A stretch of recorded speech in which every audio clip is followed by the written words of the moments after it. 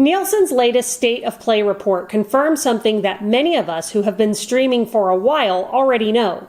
There is too much content out there. So much so that some people are just turning off the TV and choosing to do something else. In this video, we unpack the highlights of the report and provide tips on what you can do to counter the content flood overwhelming the streaming space. Nielsen found that there are nearly 40,000 distinct streaming channels for audiences across the US, UK, Canada, Mexico, and Germany, and 2.7 million titles. And we thought cable was bad. Now instead of 400 channels with nothing to watch, there are 40,000. Now granted, a number of those are available on multiple streaming services, but it's still an overwhelming amount of channels to surf to find something to watch. Instead of 2,000 titles to browse at Blockbuster, we have more than 2 million to surf on streaming apps. The result is that people don't know what to watch. We're overwhelmed. We asked our subscribers how much time they spend searching for something to watch. While it was a fairly even split between our three categories, a slim majority said they spend more than 10 minutes on average looking for something to watch. Nielsen asked a similar question and found that 20% of streamers surveyed said if they don't know what they want to watch beforehand and they can't find something, they just turn off the TV. People now spend 10.5 minutes trying to find something to watch. That's up nearly 3 minutes since 2019. Now that's the last thing that advertisers want. So how did we get here and why is this happening?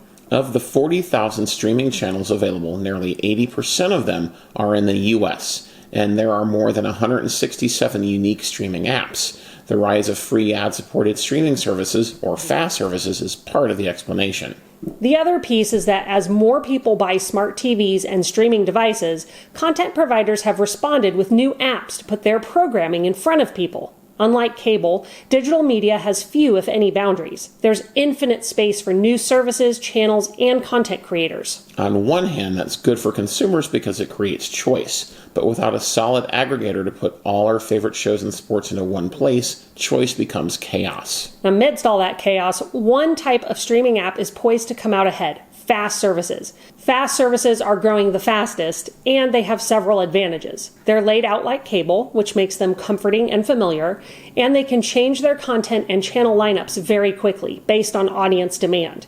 And they're wildly profitable, so media companies love them. Nielsen also found that people spend more time watching classic TV than original programs. All of that means FAST services are positioned to be the winners when the streaming wars are eventually over. But one thing stands in their way: personalization. Maybe because they're free, many FAST services offer little ability to personalize your viewing experience. But if they can turn that around and get people to what they want to watch quickly and easily and interrupt it with highly relevant, entertaining ads, they could finally crack the code to streaming success. Nielsen thinks the solution lies in improving the metadata tied to content titles. They propose tying details like mood, theme, scenario, character, and more to each title. That would enable aggregators to help viewers discover what they're looking for faster. Of course, Nielsen pitches its ability to provide that metadata, so there's a vested interest in that claim. But they are right that we need a solid aggregator that can pull our favorite shows from across streaming apps and put it in one convenient place for us. Google TV is working on that, so is Roku and Apple and Amazon Prime Video. But until they get there, we need to take control of our streaming experience and our budgets. The best way to do this is to write down your must-watch shows and sports, then search for where to stream them. Then write down all the streaming services you're subscribed to. Try to reduce your subscriptions down to 4 or less, and keep your paid subscriptions down.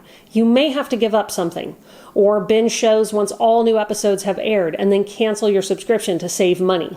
That will help keep your costs and confusion down.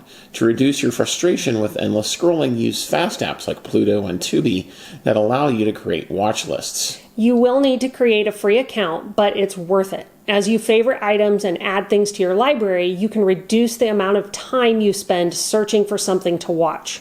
And if you're feeling overwhelmed with your smart TV's interface or the Fire TV home screen, try switching to Roku instead. Roku streaming devices offer a more streamlined experience that makes it easier to find what you're looking for. Taking those steps together will help you spend less on streaming while you're getting more from your streaming dollars. And that's something that we will keep helping you do on our channel and in our live streams, which are on Fridays at noon Central. Do you feel overwhelmed by the amount of streaming content out there? Let us know in the comments below. And if you haven't already, don't forget to like, subscribe, and turn on notifications so you can get all our latest news and reviews when they drop. Thanks for watching, and we'll see you in our next video.